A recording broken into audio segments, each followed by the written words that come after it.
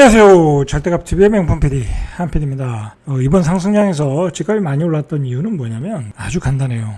저금리 유동성과 그것에 따른 어떤 전세가였어요. 전세 가격이 폭등했어요. 그 전세 가격이 폭등한 데는 저금리 유동성과 좌파 정부의 어떤 잘못된 정책, 임대차 보호 3법, 여러 가지 규제들, 뭐 그런 것 때문에 결국 이제 전세 가격이 폭등하면서 전세 가격이 받쳐주니까 매매 가격이 폭등한 거예요. 자, 그러면 폭등한 이유는 두 가지예요. 저금리 유동성과 전세가. 자, 그럼 전세가가 폭등하지 않고 저금리가 오지 않으면 다시 집값은 과거의 버블로 갈 수가 없는 거예요. 자, 지금 전세 가격이 오르지 않고 있죠. 그다음에 저금리 유동성, 지금 뭐 인플레이션 때문에 금리는 폭등하고 있죠. 자, 이게 단기간에 해결될 것이냐? 아니죠. 아니니까 당연히 조정의 폭은 깊고 길어질 수밖에 없다라는 거예요. 간단한 거예요, 사실은. 집값이 오른 이유를 따져보면 간단한 거예요. 그 간단한 것을 가지고 우리가 갑론을 막 할 필요가 없어요. 우리가 왜 전세가가 비싸졌냐면 금리가 싸잖아요. 그러니까 싼 금리를 이용해서 내가 25평에서 32평으로 올라가고 구축에 살다가 신축으로 이사가고 전부 다 주거의 상향화를 추구한 거예요. 그러나 지금은 어떻게 되겠어요? 반대로 금리가 폭등하니까 그 전세 가격을 올려주지 못하고 있잖아요. 아파트 사다가 빌라로 가고, 아파트 사다가 빌라로 가고, 중심에 살다가 외곽으로 가고, 자, 그런 반대 현상이 일어나고 있고, 그런 논리로 지금의 시장을 판단하면 심플하다라고 보시면 돼요. 그러니까 우리가 뭐 굳이 앞으로 주택 가격이 상승하냐 하락하냐, 뭐 그거 싸울 게 없어요.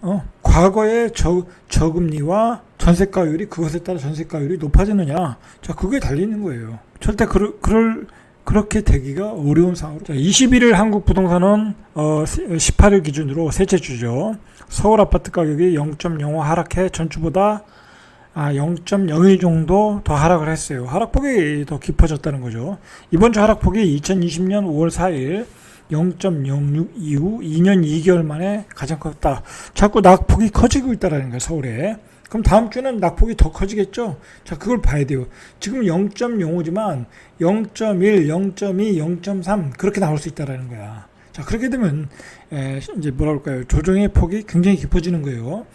자, 그리고 서울이 25개 구가 있는데 지금 유일하게 오른 지역은 서초구예요. 서초구는 강남구의 그 핵심 아파트들 있잖아요. 재건축 핵심 아파트. 자, 그 가격들이 신고가가 나오거나 보합을 유지하고 있기 때문에 아직은 상승 중인 거예요.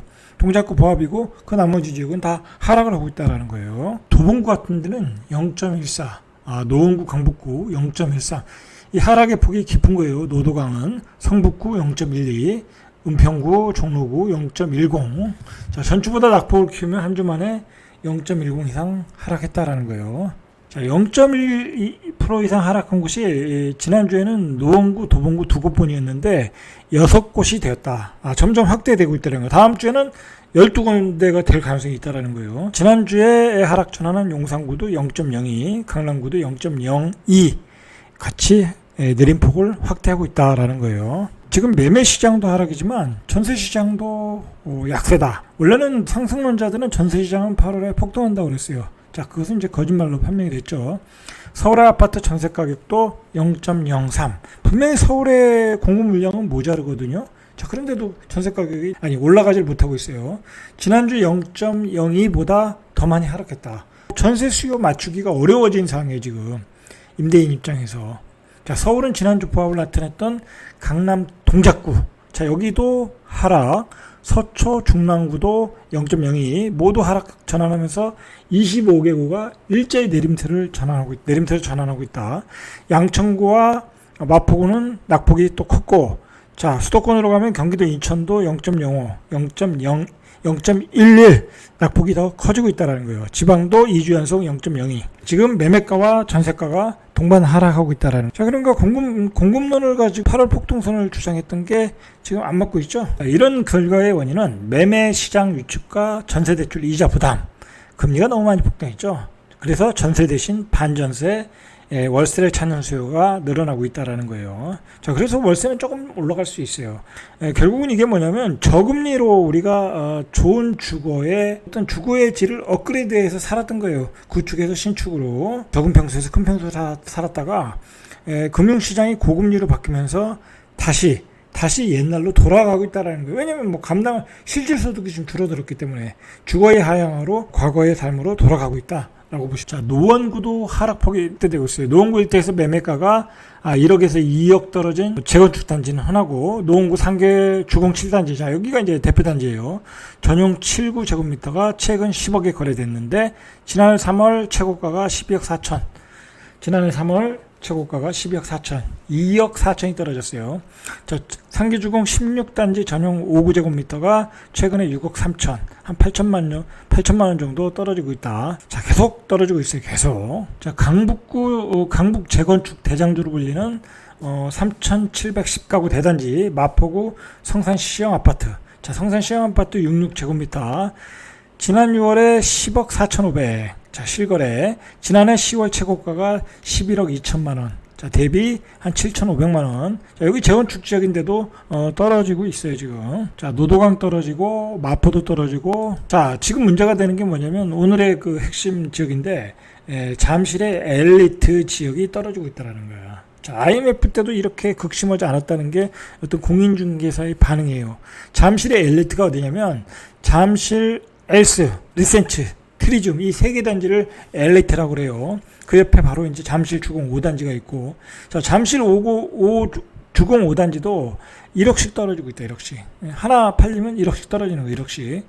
자, 송파구 잠실 주공 5단지 전용 76제곱미터도 지난 올 6월에 27억 5,500만 원에 실거래 됐어요. 이거 한 2019년도에 18억이었거든요. 어마어마하게 올랐어요. 지난해 11월 최고가가 28억 7,800, 이 28억 7천.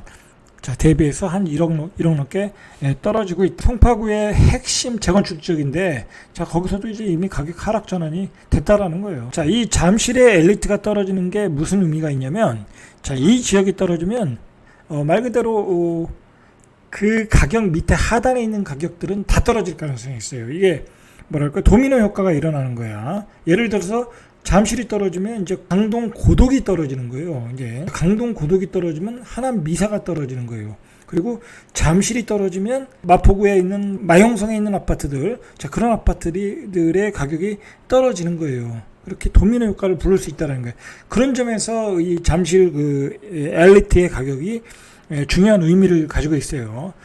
잠실동 엘스 전용 84가 지난 15일에 23억 2천만 원에 팔렸다. 작년 10월 기록한 27억 신고가보다 4억 원이 떨어졌어요. 4억 원. 이래서 이게 문제가 큰 거예요. 4억 원이나 떨어졌어요. 지금 17억. 뭐 완전히 그건 뭐 거품이었죠.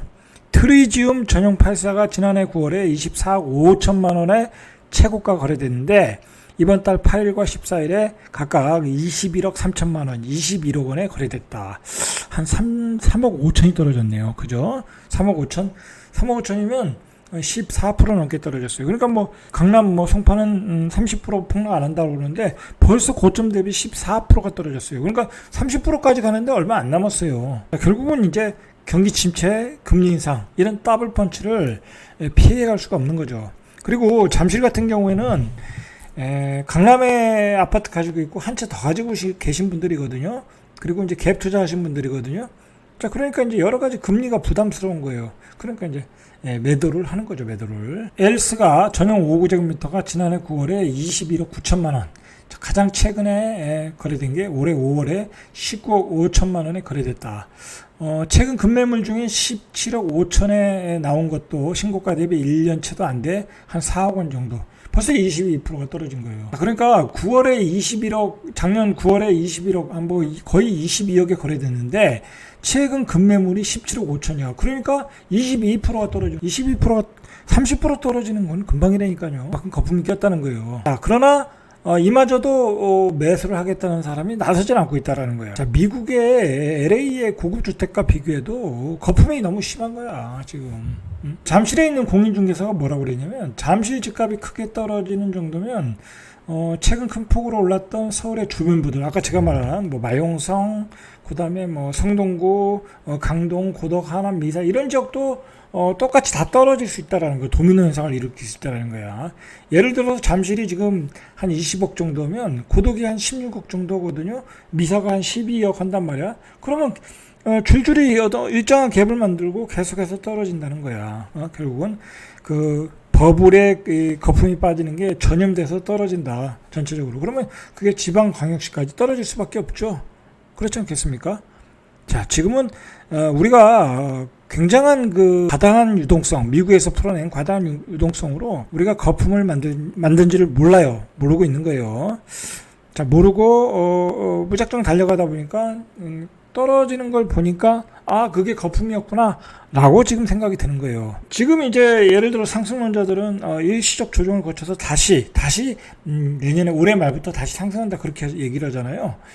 자, 언제든지 시장이라는 거는 과거와 다르지 않아요. 이번에는 다르지 않아요. 이번에도 똑같아요. 많이 올랐기 때문에 큰 폭의 조정이 올 수밖에 없어요. 이번에도 다르지 않다. 보통 이제 그 시장이 뜨거울 때 사람들의 그 망각을 하는 거야. 과거의 기억을 망각하는 거야. 인간이 실수한 과거의 기억을 망각을 하는 거야. 그러니까 그런 똑같은 얘기를 하는 거야. 그게 버블인지도 모르고, 버블인지도 모르고 다시 올라간다는 거야. 누가 사겠어요? 잠실 S를 27억이 온다고 하면 그거 누가 사겠냐고. 이상 절대값TV의 명품 PD 한 PD였습니다.